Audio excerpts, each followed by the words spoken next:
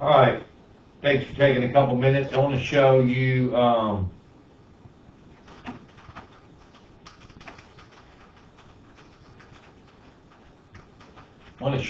one example of how the middle class gets waxed, and that is in terms of how they buy things. So there's this line, and it's called the zero line.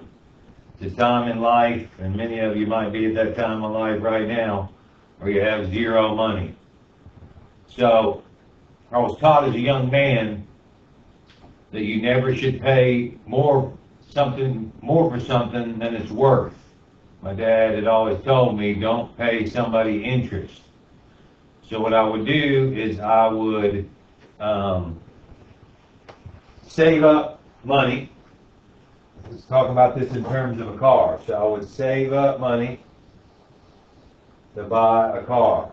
I would save up money to buy a ring. I would save up money to go to school, pay for a kid to go to school. Now, my friends did it different. We would get together and talk, and they would basically go to the bank and finance the car and pay it back. They would finance the ring and pay it back. They would finance school and pay it back. And where did we both end up? With zero money. So there's this misconception that paying cash is better than financing, and if you don't know the difference in the two, they're both equally wrong. So right here, if I save up money and spend it, how long do I lose that money? Indefinitely. Right? So I lose interest up here, and down here I pay interest. Alright? The average person, I want to share this with you, and a lot of you are paying more than this, so if you have autos, right, and you're a couple at 30 years old, and you buy two cars at $350 a month,